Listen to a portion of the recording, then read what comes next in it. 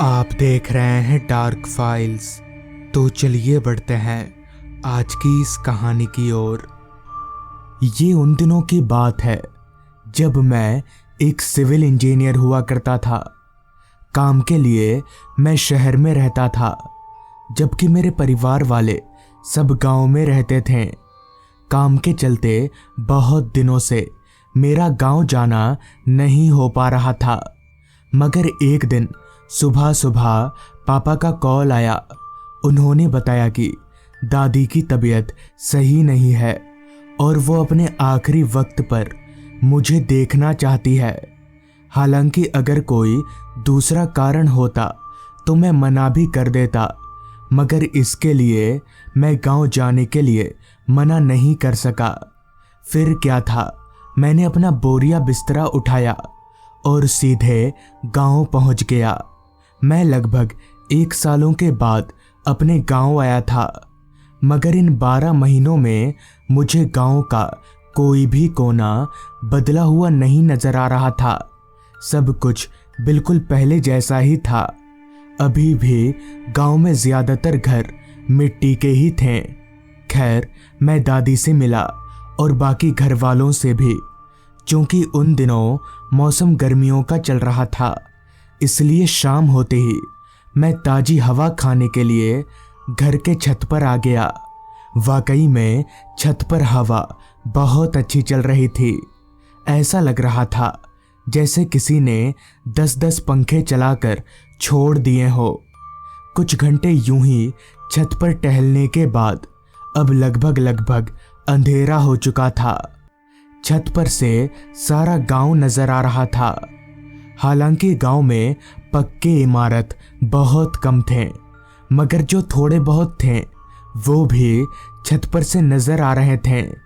अभी मैं छत पर खड़े खड़े उन इमारतों को देख ही रहा था कि तभी मेरी नज़र एक 2 मंजिला इमारत के छत पर गई, जहां कोई छोटी सी बच्ची छत पर इधर उधर टहल रही थी। उस बच्ची ने पूरे सफेद कपड़े पहन रखे थे, इसलिए अंधेरा होने के बावजूद भी वो मुझे नजर आ गई। अभी मैं उस बच्ची को देख ही रहा था कि तभी किसी ने पीछे से मेरे कंधे पर हाथ रख दिया। मैंने पीछे मुड़कर देखा तो पाया कि मेरा छोटा भाई है। तभी मैंने अपने भाई से कहा, वो घर किसका है? इतना कहकर मैं जैसे ही अपने भाई को घर दिखाने के लिए उस तरफ पलटा तो देखा कि वो बच्ची अब उस घर के छत पर गायब है। तभी मेरे भाई ने कहा, पता नहीं किसका घर है, पर वहां कोई रहता नहीं है, घर खाली पड़ा है। भाई के मुंह से ये सुनकर मुझे काफी हैरानी हुई कि अगर घर खाली पड़ा है तो फिर वो बच्ची कौन थी। खैर, उस वक्त मैंने बात को रफा दफा कर दिया। कुछ ही घंटों में रात हो गई। मेरी आदत थी कि जब भी मैं गांव आता था, रात का खाना पीना करके टहलने ज़रूर जाता था। तो उस रात भी मैं खाना पीना करके टहलने निकल गया। पूरा गांव खामोशी में डूब चुका था, क्योंकि अमूमन गांव के लोग शहर के मुकाबले जल्दी सो जाया करते हैं, इसलिए मुझे ज़्यादा हैरानी नहीं हुई। रात का खाना आज कुछ ज़्यादा ही हो गया था, तो मैंने सोचा क्यों ना थोड़ा दूर तक टहला जाए, और यही सोचकर मैं आगे की तरफ चलने लगा। तब रात के यहीं कोई 9 बज रहे होंगे। मैंने सोचा क्यों ना वहाँ चला जाए जहाँ पहले हम दोस्तों की महफिल जमती थी। मगर जब मैं वहाँ पर पहुँचा तो वहाँ कोई नहीं था। तभी याद आया कि सभी दोस्तों की शहर में नौकरी लग गई है। इसका मतलब कि अब मैं अपने किसी भी दोस्त को नहीं मिल पाऊंगा। खैर, किया भी क्या जा सकता था। मैं आगे की तरफ जाने लगा। चलते चलते अब मैं उस घर के पास पहुंच चुका था जिसके छत पर मैंने अपने छत से एक बच्ची को देखा था। वो घर काफ़ी पुराना और जला हुआ मालूम पड़ रहा था, क्योंकि उस घर की बाहरी दीवारें शायद धुएं की वजह से काली पड़ चुकी थी और उस घर के आसपास कोई घर नहीं था। उस घर की ऐसी हालत को देखकर ऐसा लग नहीं रहा था कि यहाँ कोई रहता भी होगा, और मेरा भाई भी तो यही बोल रहा था।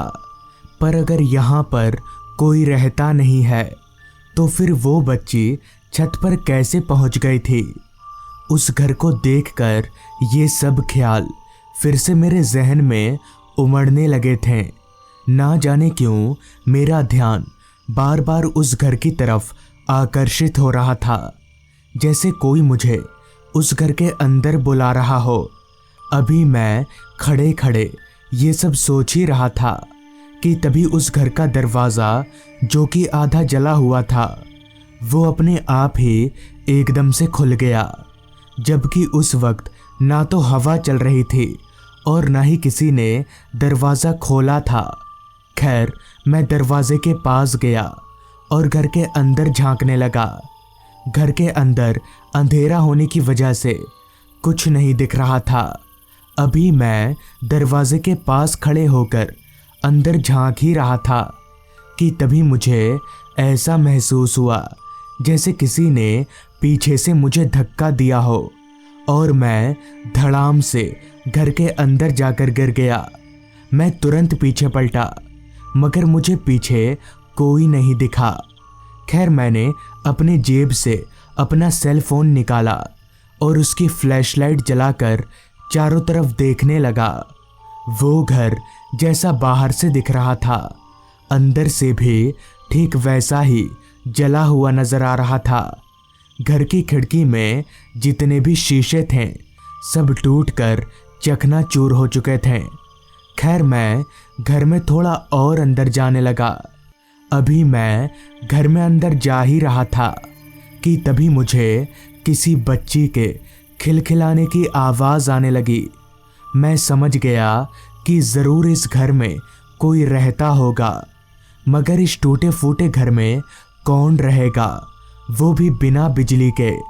अभी मैं आगे बढ़ ही रहा था कि तभी मुझे ऊपर वाले फ्लोर पर किसी के तेजी से दौड़ने की आवाज़ आने लगी। इसलिए मैं सीढ़ियों से होकर ऊपर वाले फ्लोर पर जाने लगा। सीढ़ियाँ चढ़कर मैं ऊपर वाली मंजिल पर पहुंचा तो मैंने देखा कि वही बच्ची जिसे मैंने छत पर से देखा था, वो दूसरी मंजिल के फ्लोर पर इधर उधर भागे जा रही है। मगर वो अकेली नहीं थी, उसके साथ उसके पीछे पीछे एक औरत भी भाग रही थी। ऐसा लग रहा था जैसे वो दोनों खेल रहे हो, क्योंकि वो बच्ची भागते हुए भी खिलखिला रही थी।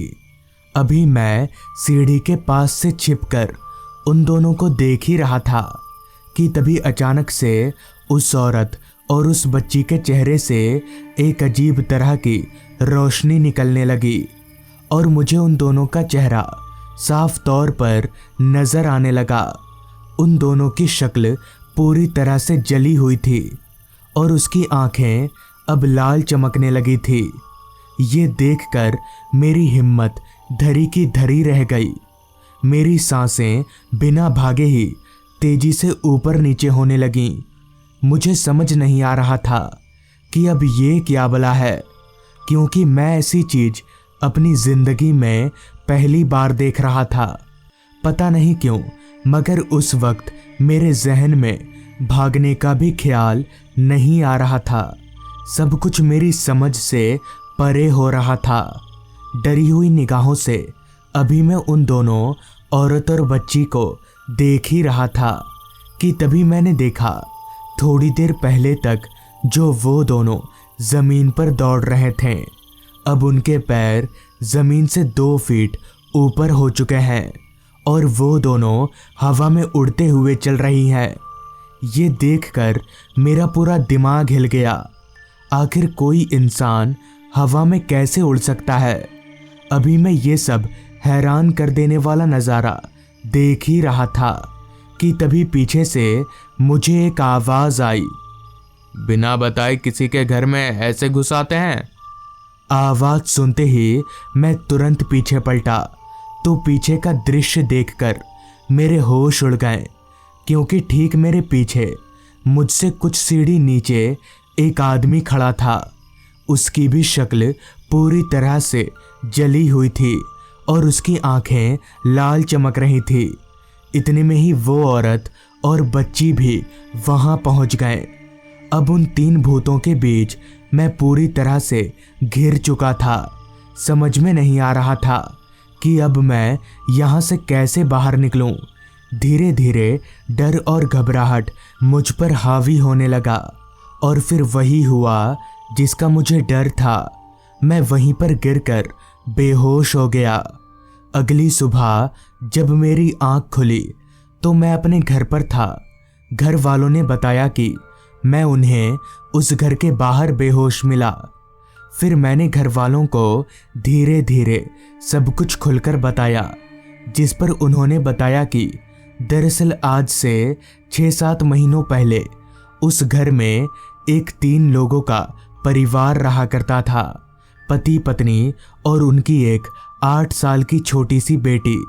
लेकिन पता नहीं कैसे एक दिन उनके घर का गैस सिलेंडर ब्लास्ट हो गया और बदकिस्मती से उस वक्त वो तीनों ही किचन रूम में ही मौजूद थे, जिस वजह से उनकी मौत हो गई।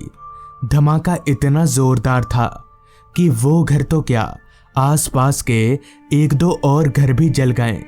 तब से उस घर में कोई नहीं जाता। तो दोस्तों, ये थी आज की कहानी। अगर आपको ये कहानी अच्छी लगी हो तो चैनल को ज़रूर सब्सक्राइब कर लें। तो मैं आपका दोस्त आर्यन जल्द ही मिलूँगा आपसे ऐसी ही एक कहानी के साथ।